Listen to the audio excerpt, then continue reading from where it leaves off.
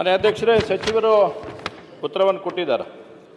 ಎಲ್ಲ ಕಂತುಗಳನ್ನು ಕೂಡ ನಾವು ತಲುಪಿಸಿದ್ದೇವೆ ಅಂತಕ್ಕಂಥ ಮಾಹಿತಿಯನ್ನು ಮಾನ್ಯ ಸಚಿವರು ಕೊಟ್ಟಿದ್ದಾರೆ. ನಾನು ಮಾನ್ಯ ಸಚಿವರಿಗೆ ಕೇಳಕ್ಕೆ ಬಯಸ್ತೇನೆ, 25ನೇ ವರ್ಷದ ಅಂದರೆ ಇದೇ ವರ್ಷದಲ್ಲಿ ಇರ್ತಕ್ಕಂಥ ಫೆಬ್ರವರಿ ಮತ್ತು ಮಾರ್ಚು ಆ 2 ತಿಂಗಳ ಹಣ ಇನ್ನೂವರೆಗೆ ಯಾರಿಗೂ ಜಮೆ ಆಗಿಲ್ಲ. ಅದಕ್ಕೆ ಕಾರಣ ಏನು ಅನ್ನೋಂಥದ್ದು ಒಂದು ಸ್ವಲ್ಪ ಸ್ಪಷ್ಟೀಕರಣ ಕೊಟ್ಟರೆ ಸರಿಯಾಗುತ್ತೆ. ಓಕೆ. ಮಾನ್ಯ ಸಭಾಧ್ಯಕ್ಷರೇ,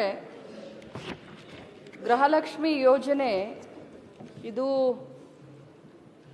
ಇಡೀ ವಿಶ್ವದಲ್ಲಿಯೇ ಮಹಿಳೆಯರ ಆರ್ಥಿಕ ಸಬಲೀಕರಣ ಮಾಡಲಿಕ್ಕೆ ಒಂದು ದೊಡ್ಡ ಗುರುತರವಾದ ಹೆಜ್ಜೆ ಅಂತ ನಾನು ಸದನಕ್ಕೆ ತಮ್ಮ ಮುಖಾಂತರ ಹೇಳಲಿಕ್ಕೆ ಬಯಸ್ತೇನೆ.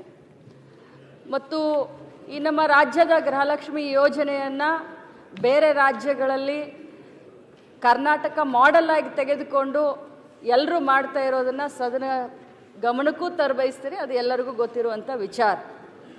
ಅದರಲ್ಲೂ ಮಹಿಳೆಯರನ್ನ ಆರ್ಥಿಕವಾಗಿ ಸಬಲೀಕರಣ ಮಾಡಲಿಕ್ಕೆ ಬಹಳಷ್ಟು ದೊಡ್ಡ ಒಂದು ಆಕಾಂಕ್ಷೆಯನ್ನು ಇಟ್ಕೊಂಡು ಈ ಯೋಜನೆಯನ್ನು ನಾವು ಜಾರಿಗೆ ತಂದ್ವಿ. ಇಲ್ಲಿಯವರೆಗೆ ಸಭಾಧ್ಯಕ್ಷರೇ ತಮ್ಮ ಗಮನಕ್ಕೆ ತರಲಿಕ್ಕೆ ನಾನು ಬಯಸ್ತೇನೆ, ಸುಮಾರು 54,000 ಕೋಟಿ ರೂಪಾಯಿಯನ್ನು ಗೃಹಲಕ್ಷ್ಮಿಯ ಫಲಾನುಭವಿಗಳಿಗೆ ಯಾವತ್ತಿನಿಂದ ಈ ಯೋಜನೆ ಶುರು ಆಯಿತು ಇಲ್ಲಿಯವರೆಗೆ ಸುಮಾರು 54,000 ಕೋಟಿ ರೂಪಾಯಿಯನ್ನು ಗೃಹಲಕ್ಷ್ಮಿ ಯೋಜನೆಗೆ ನಾವು ದುಡ್ಡನ್ನು ಕೊಟ್ಟಿದ್ದೇವೆ.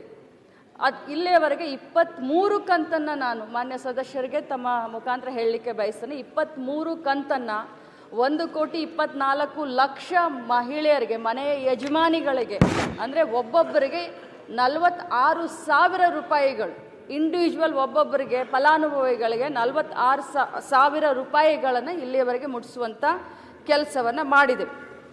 ತಮಗೆ ಹೇಳಲಿಕ್ಕೆ ಬಯಸ್ತೇನೆ, ಆಗಸ್ಟ್ವರೆಗೂ ನಾವು ಕ್ಲಿಯರ್ ಮಾಡಿದ್ದೇವೆ.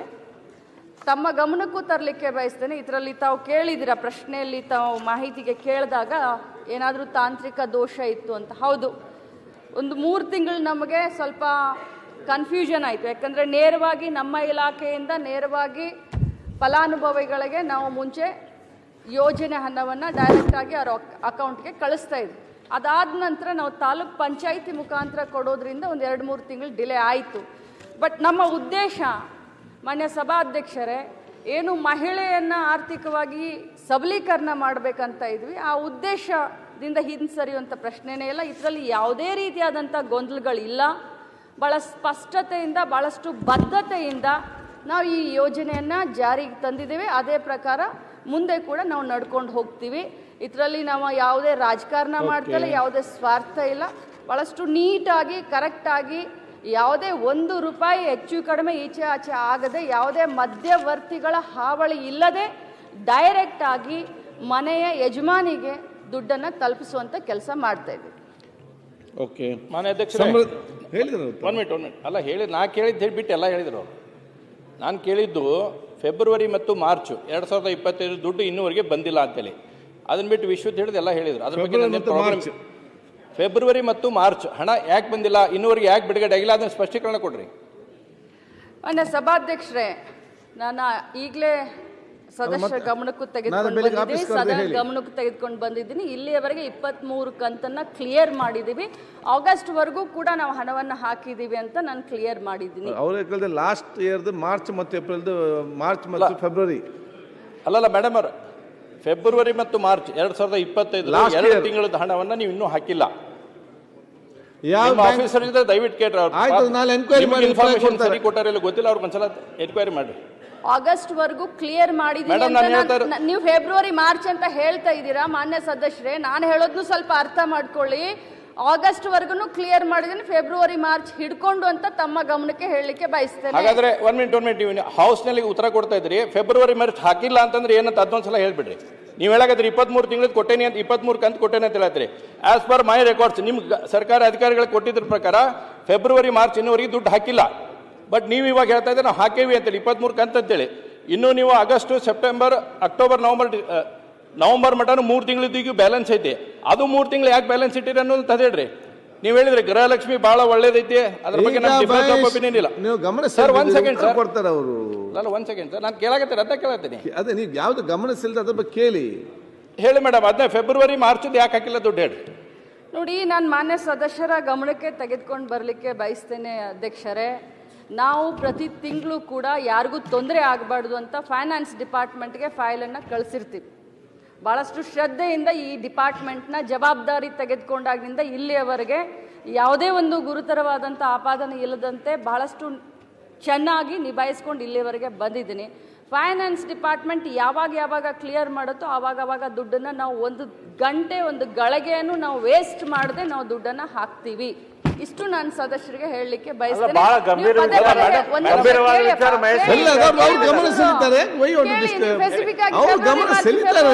ಅಂತ ಹೇಳ್ತಾ ಇದ್ದೀರಿ. ಫೈನಾನ್ಸ್ ಡಿಪಾರ್ಟ್ಮೆಂಟ್ ಎಲ್ಲಿದೆ? ಯಾವಾಗ ಫೈನಾನ್ಸ್ ಡಿಪಾರ್ಟ್ಮೆಂಟ್ ನಮಗೆ ಕೊಡ್ತಾರೆ, ಒಂದ್ ನಿಮಿಷ ಒಂದ್ ಗಳಿಗೆ ನಾವು ತಡ ಮಾಡದೆ ನಾವು ದುಡ್ಡನ್ನ ಹಾಕ್ತೀವಿ ಅಂತಾನೆ ತಮಗೆ ಹೇಳ್ತಾ ಇದ್ದೀನಿ. ಇದಕ್ಕಿಂತ ಇನ್ನೇನು ಹೇಳಿ ನಾನು? ಮೇಡಮ್, ನಾನು ಹೇಳೋದು ಒಂದ್ಸಲ ಅರ್ಥ ಮಾಡ್ಕೊಳ್ರಿ. ಫೆಬ್ರವರಿ ಮಾರ್ಚ್ ಹಾಕಿದೆ, ಏಪ್ರಿಲ್ ಮೇ ಜೂನ್ ಜುಲೈ ನೀವು ಹಾಕಿದಿರಿ ದುಡ್ಡು, ಅದ್ರ ಬಗ್ಗೆ ನನ್ನ ಕ್ವಶನ್ ಇಲ್ಲ. ಯಾಕಂದ್ರೆ ನೀವು 2 ತಿಂಗಳ ಬ್ಯಾಲೆನ್ಸ್ ಇಟ್ಟಿದ್ರು. ಒಂದು ಈಗ ಹೊಸದಾಗಿ ಈಗೇನು 3 ತಿಂಗಳ ಬ್ಯಾಲೆನ್ಸ್ ಐತಲ್ಲ, ಈಗ ನಮ್ದು ಸೆಪ್ಟೆಂಬರ್ ಅಕ್ಟೋಬರ್ ನವಂಬರ್ 3 ತಿಂಗಳು ಹಾಕಿಲ್ಲ. ಯಾಕೆ ಡಿಲೇ? ಏನು ಸರ್ಕಾರ ಹತ್ರ ದುಡ್ಡು ಇಲ್ವಾ? ಏನು ಸಮಸ್ಯೆ ಇದೆ? ಅದನ್ನೊಂದು ಸ್ವಲ್ಪ ಕ್ಲಾರಿಫಿಕೇಶನ್ ಮಾಡಿ. ನಾನು ಇಲ್ಲಿಯವರೆಗೆ ಬೇರೆ ರಾಜ್ಯದ ಬಗ್ಗೆ ಮಾತನಾಡಬಾರ್ದು ಅಂತ ನಾನು ಸುಮ್ಮನೆ ಇದ್ದೆ. ನಾನು ಅನಗತ್ಯ ಬೇರೆದನ್ನ ಮೈ ಮೇಲೆ ಎಳ್ಕೊಳ್ಬಾರ್ದು ಅಂತ ಸುಮ್ಮನೆ ಇದ್ದೆ. ಪದೇ ಸದಸ್ಯರು ನನ್ನನ್ನು ಫೋರ್ಸ್ ಮಾಡ್ತಾ ಇದ್ದಾರೆ ಅಂತಂದ್ರೆ ನಿಮ್ಮ ಗಮನಕ್ಕೆ ನಾನು ತರಲಿಕ್ಕೆ ಬಯಸ್ತೇನೆ. ತಮ್ಮ ಲಾಡ್ಲಿ ಬೆಹನ ಏನಾಯ್ತು ಮಹಾರಾಷ್ಟ್ರದಲ್ಲಿ? ಮೇಡಮ್, ನಾನು ಕೇಳ್ತಾ ಇರೋದು ಒಂದು ಮಿನಿಟ್. ಕರ್ನಾಟಕದ ವಿಧಾನಸಭಾ ಸದಸ್ಯನಾಗಿ ನಿಮಗೆ ನನಗೆ ಲಾಡ್ಲಿ ಬೆಹನ ಬಗ್ಗೆ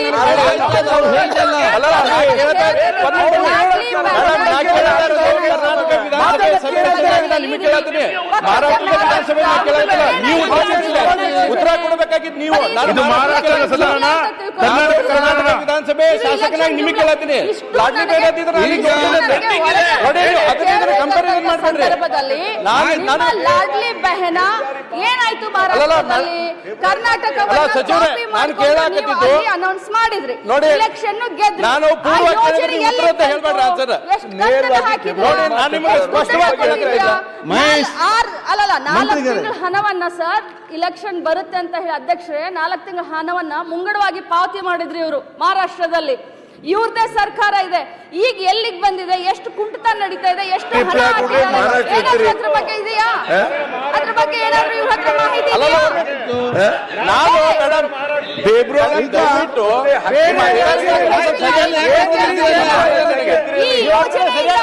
ರಾಜ್ಯದ ಮಹಿಳೆಯರಿಗೆ ಎಷ್ಟೊಂದು ಅನುಕೂಲ ಆಗಿದೆ ಅನ್ನೋದ್ರ ಬಗ್ಗೆ ಏನಾದ್ರು ನೀವು ನೋಡಿದೀರಾ, ತಿಳ್ಕೊಂಡಿದ್ದೀರಾ?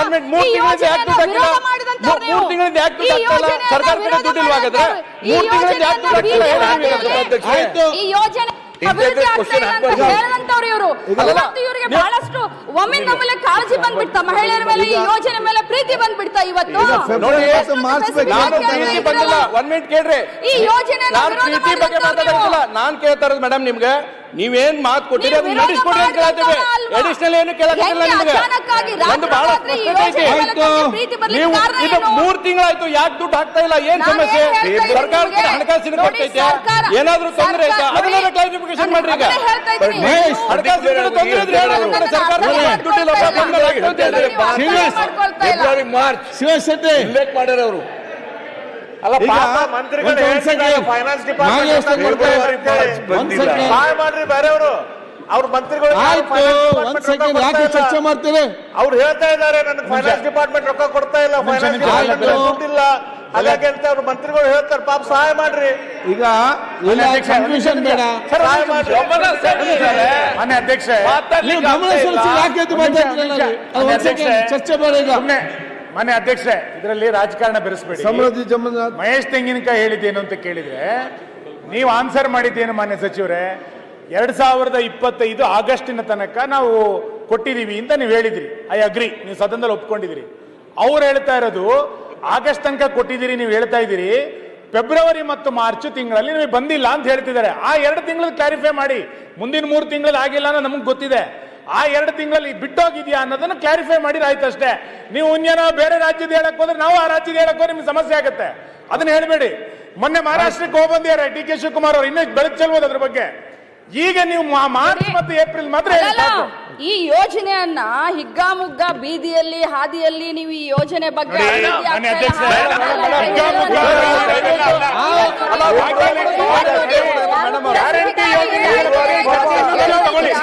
ಈಗ ಅವ್ರು ಹೇಳ್ತಾರೆ, ಎರಡು ತಿಂಗಳು skip ಆಗಿಲ್ಲ, ಅದಕ್ಕೆ ಹೇಳಿ.